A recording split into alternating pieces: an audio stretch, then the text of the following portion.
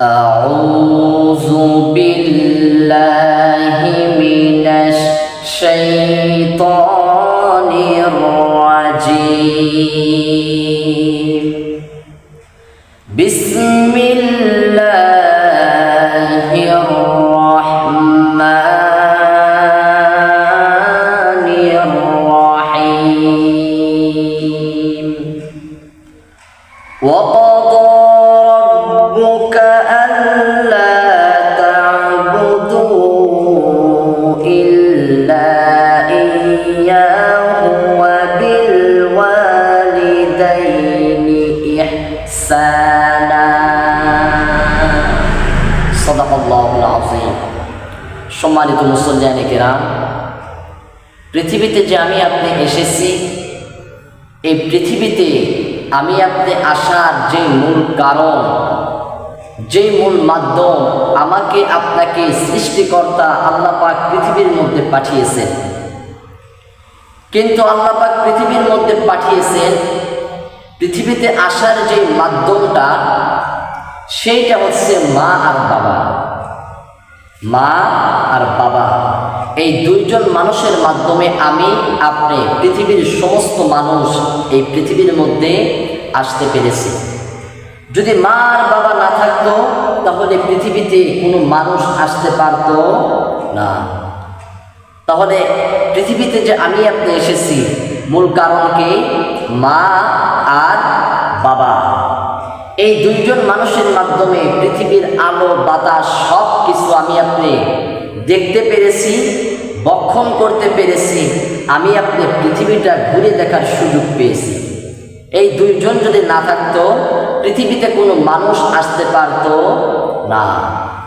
তাহলে যে মানুষদের জন্য পৃথিবীতে আসার সুযোগ পেয়েছি, আসতে পেরেছি, যাদের মাধ্যমে পৃথিবীতে আসতে পারলাম, সেই মানুষদেরকে সম্মান দেওয়ার দরকার আছে না?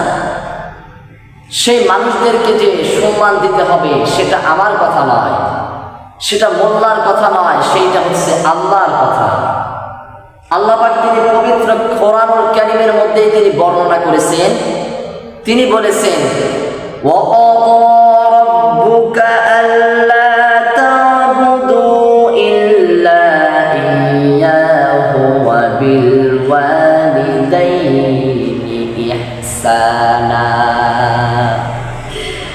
রব্বুল আলামিন বলেন, বান্দারে শোনো, তোমাদেরকে তো পৃথিবীতে পাঠিয়েছি আমি, কিন্তু যেই মাধ্যমে, যাদের মাধ্যমে পৃথিবীতে পাঠিয়েছি, আল্লাহ পাক বলেছেন, এই আয়াতের মধ্যে বলেছেন যে তোমরা আমি আল্লাহ ব্যতীত অন্য কারো ইবাদত করো না, আমি আল্লাহ ব্যতীত অন্য কারো দাসত্ব করো না, আমি আল্লাহ ব্যতীত অন্য কারোর গোলামি বন্দেগী করো না। তোমরা একমাত্র কেবলমাত্র শুধুমাত্র আমার দাসত্ব করো, আমার বন্দেগী করো, আমার গোলামি করো। ওয়াবিল ওয়ালিদাইনি ইহসানা, আর যাদের মাধ্যমে পৃথিবীতে এসেছো, অর্থাৎ মা আর বাবার সাথে তোমরা সদা সর্বদা ভালো আচরণ, ভালো ব্যবহার করো। সুবহানাল্লাহ। আল্লাহ আয়াতে বললেন, সূরা বানী ইসরাঈল, এই আয়াতের মধ্যে আল্লাহ পাক বললেন যে তোমরা আমি আল্লাহ ব্যতীত অন্য কারো দাসত্ব করো না, একমাত্র আমার ইবাদত করো, আর আমার ইবাদতের পরে, আমার গোলামির পরে তোমরা তোমার পিতা মাতার সাথে ভালো ব্যবহার করো। সুবহানাল্লাহ। তাহলে এটা আমি হুজুরের কথা নয়, এইটা আল্লাহ পাকের কথা। আল্লাহ বলেছে আমার দাসত্ব করো, আমার পরে মা আর বাবার খিদমত করো, তাদের সাথে ভালো ব্যবহার করো। তাহলে যাদের মাধ্যমে পৃথিবীতে আসতে পেরেছি, তাদের সাথে সদা সর্বদা সদাচরণ, ভালো আচরণ, ভালো ব্যবহার করতে হবে, এইটা আল্লাহর নির্দেশ। তাহলে যে আমি আপনি পৃথিবীতে আসতে পারলাম, মূল কারণ কারা? মা আর বাবা। এই মায়ের মনে, বাবার মনে কখনো কষ্ট দেওয়া যাবে না। কিন্তু আজকে আমাদের সমাজের মধ্যে দেখা যায়, যে মানুষদের মাধ্যমে পৃথিবীতে আসতে পেরেছি, সেই মানুষরা যখন বৃদ্ধ হয়ে যায়, এত কষ্ট করে আমাদেরকে মা বাবা লালন পালন করলো। আমরা যখন ছোট ছিলাম, আমাদেরকে কোলে কাঁধে পিঠে করে যিনি মানুষ করেছেন, যারা মানুষ করেছেন তারাই হচ্ছেন মা আর বাবা। আমাদেরকে যে লালন পালন করে এত বড় করেছেন, আমাদের যখন যেইটা প্রয়োজন হয়েছে সেইটাই যখন দিয়েছেন, জানা দিয়েছেন, সেইটাই হচ্ছে মা আর বাবা। এই মায়ের ঋণ কোনো মানুষ কোনোদিন পর্যন্ত পূরণ করতে পারবে না, শোধ করতে পারবে না। বাবার ঋণ কখনো কোনো মানুষ পরিশোধ করতে পারবে না। মায়ের যে এক ফোঁটা দুধের দাম কোনো মানুষ নিজের শরীরের চামড়া কেটে যদি মায়ের জুতা বানিয়ে দেয়, তারপরেও মায়ের ঋণ কোনোদিন পর্যন্ত শোধ করা যাবে না। তাহলে যেই মানুষদের জন্য পৃথিবীতে আসতে পেরেছি, সেই মানুষদের সাথে কিভাবে আমি একটি খারাপ ব্যবহার করি বলেন? আল্লাহ পাক নিষেধ করলেন তাদের সাথে ভালো ব্যবহার করো, তাদের সাথে খারাপ আচরণ করো না, তাদের সাথে সম্মানজনকভাবে কথা বলো। আর আমাদের মধ্যে দেখা যায় যেই সমস্ত মানুষেরা বড় হয়েছে, মা বাবা কষ্ট করে সন্তানদেরকে মানুষ করে, কিন্তু সেই সন্তান যখন ধীরে ধীরে বড় হয়, ধীরে ধীরে যখন চাকরি করে, যখন সে চাকরিজীবী হয়ে যায়, তখন মা বাবার খোঁজখবর আর নেয় না। একটা জিনিস লক্ষ্য করেন, আপনার মা বাবা আপনাদেরকে 4টা ভাইকে জন্ম দিয়েছে। আপনার মায়ের ছোট্ট একটা পেটের মধ্যে একটা আমান তামান মানুষের জায়গা হয়েছে। অর্থাৎ আপনি আপনার মায়ের সামান্য একটা পেটের মধ্যে, অল্প জায়গার মধ্যে আপনার মা আপনাকে রেখেছিল। সেই মা, সেই সন্তান যখন বড় হয়, সেই সন্তান কি করে, যখন চাকরি করতে যায়, সন্তান ফ্ল্যাট করে, ঘর বাড়ি করে, সব কিছুই করে, কিন্তু সেই সন্তানের ফ্ল্যাটের মধ্যে একটা মায়ের জায়গা হয়, একটা মায়ের জায়গা হয় না। বিবেক কি এতটুকুই মরে গিয়েছে যে আমি যখন পৃথিবীতে এসেছি, যাদের মাধ্যমে এসেছি তারাই হচ্ছেন মা আর বাবা। যাদের জন্য পৃথিবীর এই আলো বাতাস, পৃথিবীর এই সুন্দর দৃশ্য দেখতে পেরেছি, তারাই তো মা বাবা। তাদের সাথে কিভাবে খারাপ ব্যবহার করি, তাদের সাথে কিভাবে খারাপ আচরণ করি, বিবেক তো একটু হলেও ধাক্কা দেওয়ার কথা।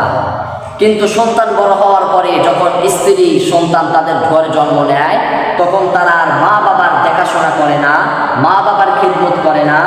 এমনও দৃশ্য দেখা যায় যে সামান্য জমি জায়গা নিয়ে মা বাবাকে বাড়ি থেকে বের করে দেয়, মা বাবাকে পেটে লাথি মারে, মা বাবাকে ঘাড় ধরে বৃদ্ধাশ্রমে পাঠিয়ে দেয়। এমন সন্তান আমাদের সমাজের মধ্যেই বসবাস করে। আমি আপনি মনে করি আমরা মুসলমান, কিন্তু আমরা নামে মুসলমান হয়েছি। আল্লাহ বললেন আমার দাসত্ব, আমার গোলামি করো। তারপরে আল্লাহ আদেশ করেছে মা বাবার সাথে তোমরা ভালো ব্যবহার করো। তাহলে আল্লাহর পরে যাদের স্থান, তারাই হচ্ছেন মা আর বাবা। সহিহ বুখারী এবং মুসলিম শরীফের মধ্যে আল্লাহ রাসূল বর্ণনা করেছেন, আল্লাহ রাসূল সাহাবীদেরকে বলেছেন, হে আমার সাহাবায়ে কেরাম, তোমাদেরকে আমি সবচাইতে বড় গুনাহের কথা বলবো না? আল্লাহ রাসূল বললেন, ও আমার সাহাবায়ে কেরাম, তোমাদেরকে আমি রাসূল সবচাইতে বড় গুনাহের কথা বলে দেব না? সাহাবায়ে কেরাম বললেন, ইয়া রাসূলুল্লাহ, ইয়া হাবিবাল্লাহ, আপনি আমাদেরকে সবচাইতে বড় গুনাহের কথা জানিয়ে দেন। আল্লাহর রাসূল বললেন, ও আমার সাহাবায়ে কেরাম, তোমরা শুনে রাখো, সবচাইতে বড় গুনাহ হলো মা বাবার সাথে কখনো খারাপ ব্যবহার করো না। যদি তোমরা মা বাবার সাথে খারাপ ব্যবহার করো, তাহলে এইটাই হচ্ছে সবচাইতে জঘন্য গুনাহ। তাহলে আল্লাহ রাসূল নিষেধ করেছেন মা বাবার সাথে খারাপ ব্যবহার করো না, মা বাবার সাথে অন্যায়মূলক কথা বলো না, তাদের সাথে ভালো ব্যবহার করো। যদি তাদের সাথে খারাপ ব্যবহার করো, তাহলে এইটাই হচ্ছে সবচাইতে জঘন্য এবং সবচাইতে বড় গুনাহ। মুসলিম এবং বুখারী শরীফের মধ্যে আল্লাহ রাসূল বলেছেন, একজন সাহাবী এসে বললেন, ইয়া রাসূলুল্লাহ, ইয়া হাবিবাল্লাহ, আমাকে উত্তম ব্যবহার করার জন্য সবচাইতে যোগ্য ব্যক্তিকে?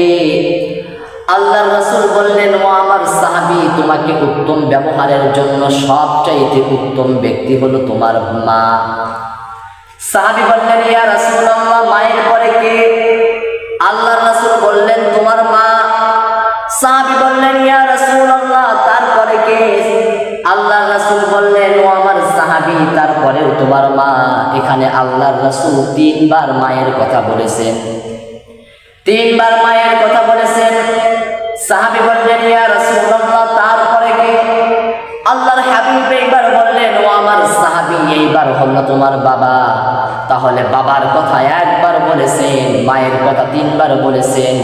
এখান থেকে বোঝা যায় মায়ের মর্যাদা, মায়ের মর্যাদা, মায়ের সম্মান সবচাইতে বেশি আল্লাহর রাসূল তিনি দিয়েছেন। সুবহানাল্লাহ। আল্লাহ দিয়েছেন, আল্লাহর পরে আল্লাহর রাসূলও তিনি বর্ণনা করেছেন যে তোমাদের মধ্যে উত্তম ব্যবহারের জন্য সবচাইতে যোগ্য ব্যক্তি হলো তোমার মা, তার সাথে ভালো ব্যবহার করো। আল্লাহ পাক কোরআনুল কারীমের মধ্যে বলেন, ফালা তাকুল লাহুমা উফফিন ওয়া লা তানহারহুমা ওয়া কুল লাহুমা কওলান কারীমা। রব্বুল আলামিন বলেন, তোমরা তোমাদের মা বাবাকে কখনো উফ শব্দ বের করতে দিও না, তাদের সাথে কখনো কষ্টদায়ক ভাবে কথা বলো না, তাদের মনে কষ্ট দিও না, তাদের সাথে ভালো ব্যবহার করো। ওয়াকুল্লাহুমা কওলান কারীমা, তাদের সাথে সম্মানজনক ব্যবহার করো, তাদের সাথে সৎ আচরণ করো, ভালো ব্যবহার করো, সম্মানজনক আচরণ করো, সম্মানজনক ব্যবহার করো। এইটা আল্লাহ আদেশ কোরআনুল কারীমের মধ্যে দিয়েছেন।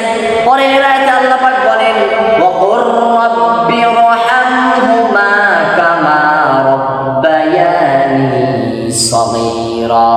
তোমরা তোমাদের মা বাবার জন্য দোয়া করো, ইয়া রাব্বাল আলামিন, মা বাবা আমাদেরকে ছোট্টবেলা যেইভাবে সুন্দর করে লালন পালন করেছে, ওগো আল্লাহ, তুমি আমাদের মা বাবাকে রহমতের কোলে জায়গা করে দাও।